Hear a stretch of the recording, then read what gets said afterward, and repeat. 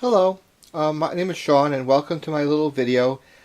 I've been working as a machine shop as a hobby for the past bunch of years, and if you've been watching a lot of the machining channels, especially Adam Booth or Tom Lipton, often they make reference to using the Noga indicators.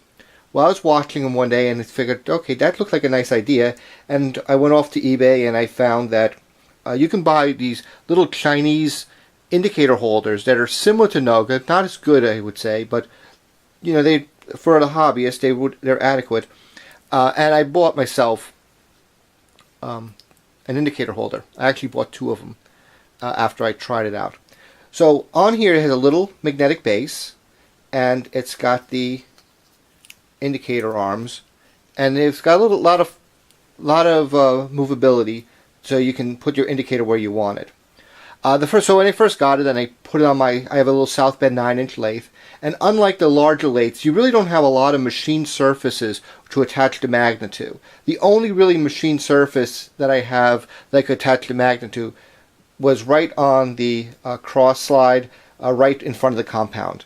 So you put your little magnet on there, attach it in, and then you move your indicator where you want. And one of the things you'll notice is there's really not a whole lot of area for you to move around, and when you do get your indicator holder where you want it, it's really far away from the part if the part happens to be a small part like this.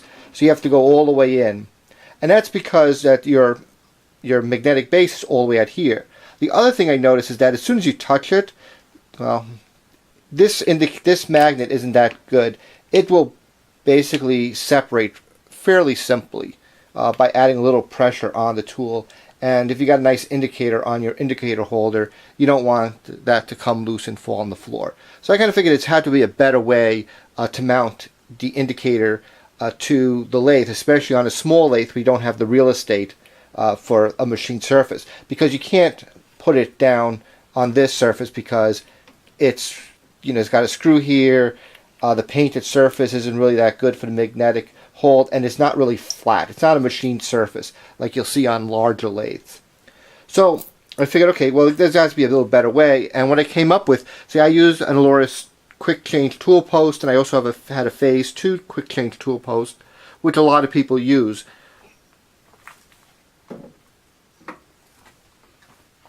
I took the magnetic base off of the indicator holder, and I made a piece of 3/4 by 3/4 inch aluminum, 3 3/8 inch long, and I put a few holes out here. And for good measure, I also put some 5/16 holes through on both angles, because there's a lot of other indicator type posts that use a 5/16 hole.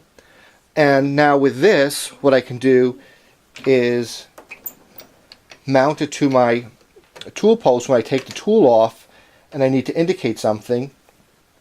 I can use this as an adjustment. I don't have to only rely on this as an adjustment, because I can quickly push this up and down.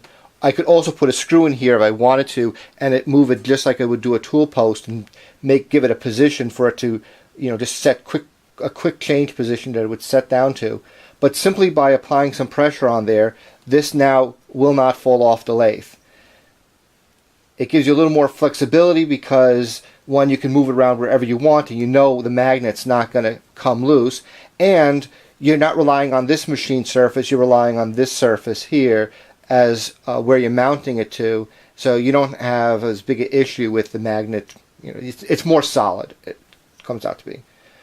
So you can move your tool wherever you want it, and it actually gives you a lot more range of motion. When you had the magnetic base, this was a lot stiffer and it didn't have very much motion of where you could move it. This gives you a little more range of motion. Now if you got a Noga indicator holder, you could do the exact same thing. They sell the little one for about $50. Has the, I don't know if it's a screw mount or if it has a shank on it, but you can mount it directly in there and put a little screw on it, and you can use to tighten it up like that.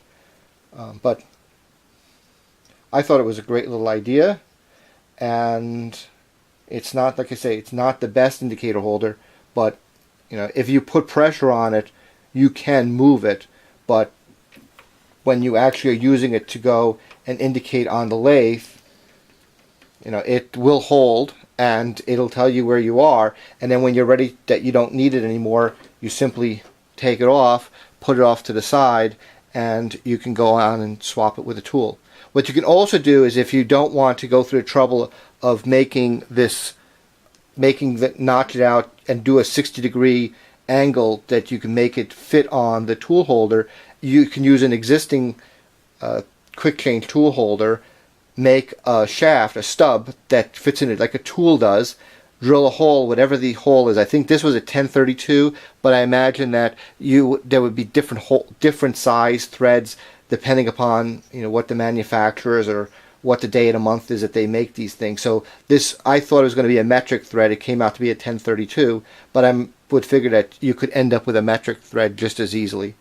But I found a simple little holder. And then to mount it, I just made a stub for my indicator to mount through the existing hole. And you could just as easily put a test indicator that used a dovetail on the front of it.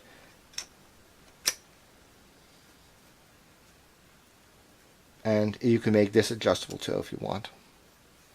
But I prefer to use the little indicators on this because they don't take up as much room. That's the 1-inch indicators. Little Starrett 81. But hope that helps somebody and give somebody some ideas. But it's an easy little machining project, and if you have a small lathe and you need to put the indicator on it and don't have a lot of places to mount a magnetic base, this is I think it's a nice solution. So hope you enjoy your day. Thank you. Come again.